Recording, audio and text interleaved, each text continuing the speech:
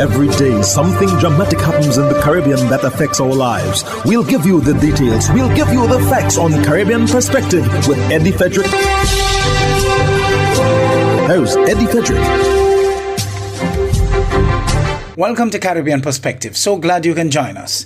The story that takes the lead in today's edition for Wednesday, 13th November 2024, and brought to you in association with our friends at Antillean Group. Ousted Haitian Prime Minister cries foul and says his ousting is illegal. Details after this important message. Believe in our strength, we'll stand by you. Protection from all, perils big and small. Reassurance we give, it's so glad to see. Peace of mind, that's our service guarantee. We look after all our family. Yes, we do at every opportunity. Antillean Group, underwriters of all classes of insurance solutions for your protection and investment. Live well financially.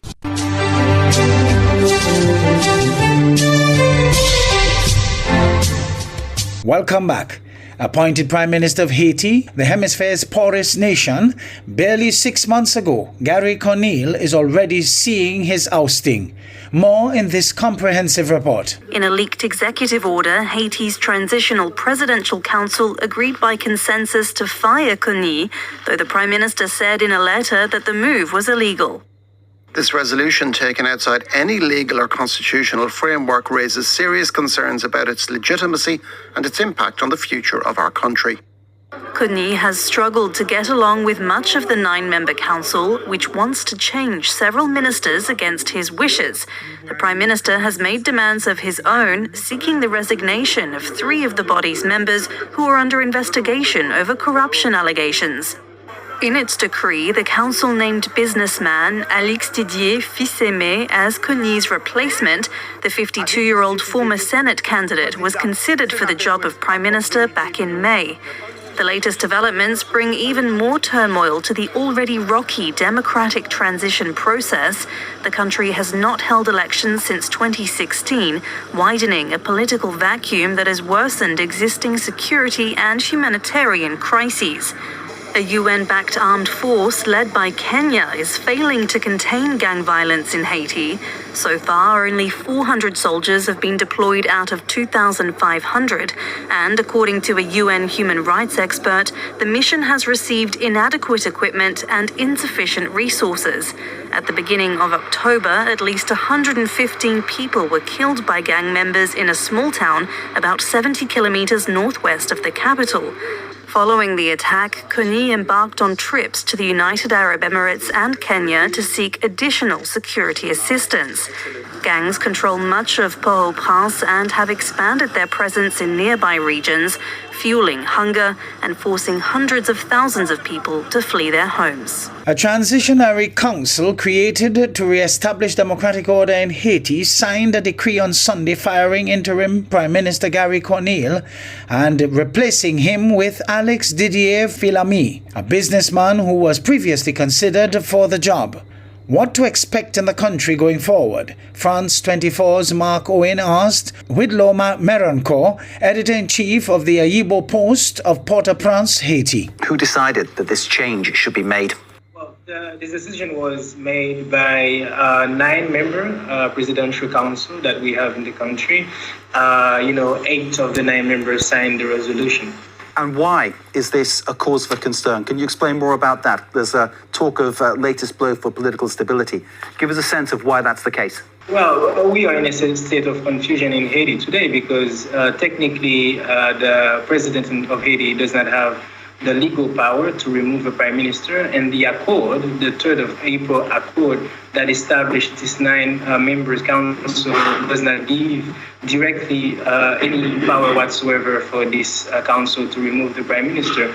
So, when this was announced over the weekend, the current prime minister, Mr. Gary Conille, he did not say anything about, relinquishing power.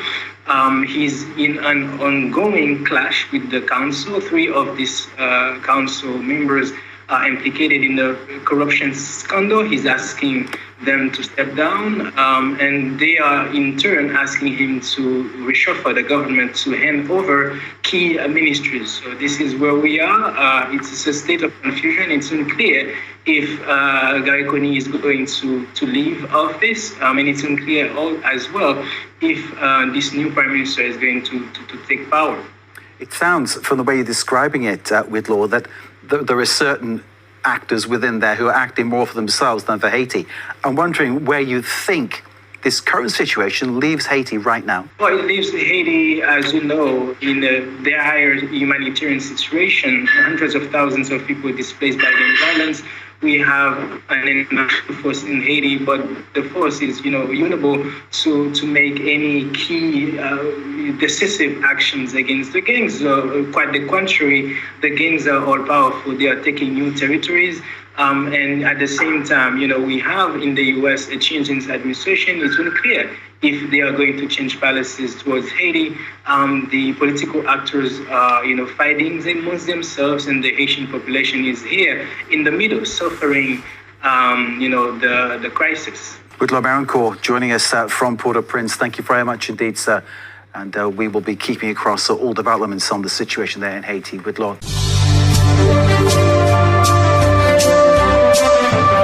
You're listening to Caribbean Perspective with Eddie Frederick, in association with our friends at Antillian Group, underwriters of all classes of insurance solutions for your protection and investment. Live well financially. The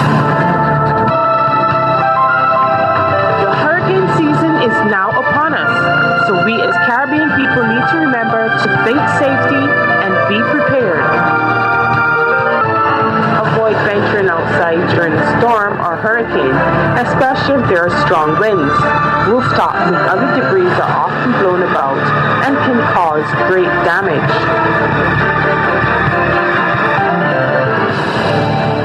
In a positive update on public safety, National Security Minister of Jamaica, Dr. Horace Chang, has announced a notable decline in major crimes across Jamaica.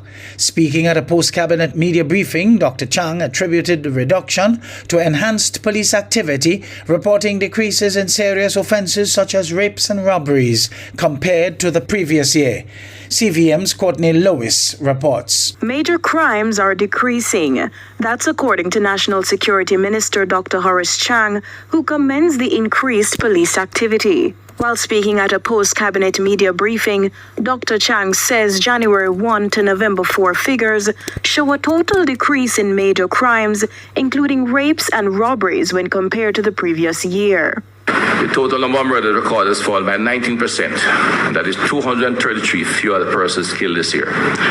Additionally, shootings have seen a reduction of 9%. The guns are still there.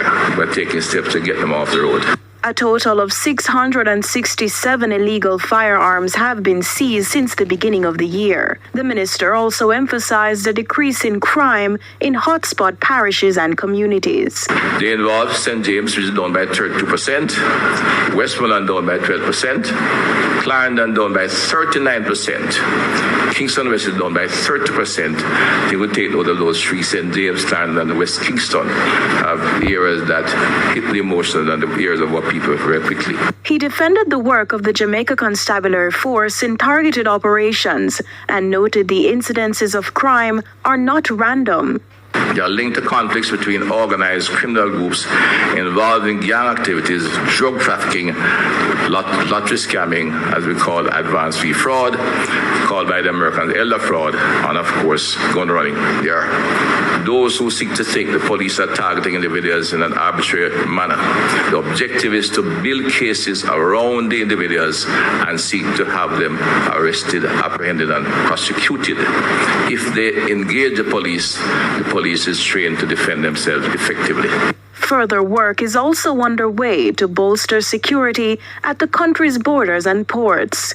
Courtney Lewis for CVM News. Still on the topic of crime, Prime Minister Andrew Holness recently hosted a courtesy call with junior mayors from all 14 parishes in Jamaica. When asked if Jamaica would consider adopting a crime-fighting approach similar to El Salvador's, the Prime Minister responded that each country has its own strategy. Here in Jamaica, he says, states of emergency have proved effective. Laws allows us to respond to a crisis that is understood to be a clear and present danger, a threat to public order and public safety. And we have used that to treat with threats to public order, public safety, and personal safety in localized areas. So we have not had a general state of public emergency all over the island. So we have tried to use it to respond to localized issues.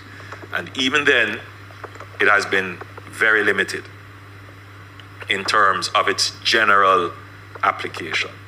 And we have put in place checks and balances, and the courts have given directions and guidance and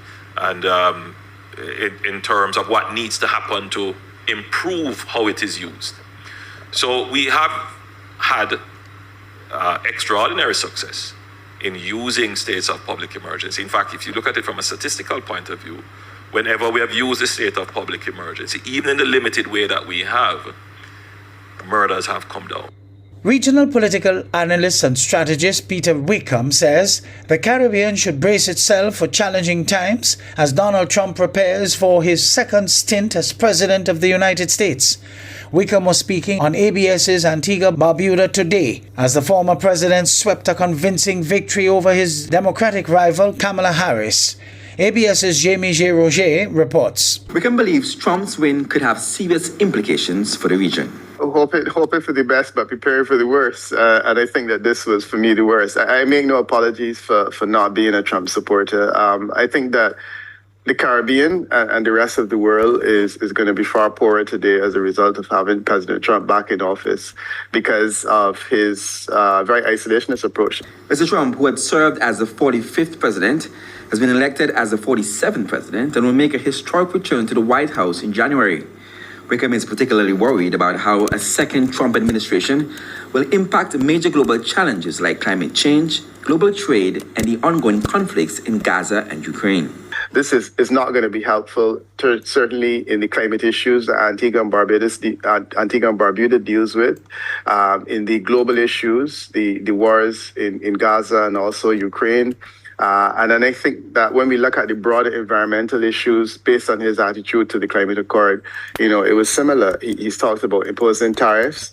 That's not going to help global trade in any significant way. And this time, the political analyst says Trump, who has won the popular vote for the first time, will be even more emboldened with fewer limitations on his action.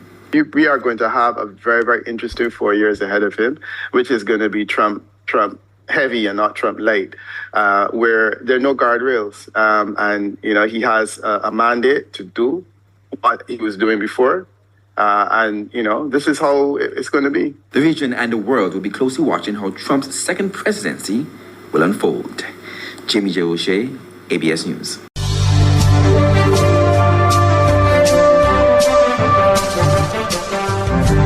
I am Eddie Frederick. This has been Caribbean Perspective, a whole new approach to highlighting developments in the Caribbean. In the meantime, please follow us on Facebook and subscribe to our YouTube channel for daily regional news and more in association with our friends at Antillian Group. Believe in our strength, we'll stand by you. Protection from all perils big and small. Reassurance we give, it's so clear to see. Peace of mind, that's a service guarantee. We look after all our family. Yes, we do at every opportunity. Antillian Group, underwriters of all classes of insurance solutions for your protection and investment. Live well financially.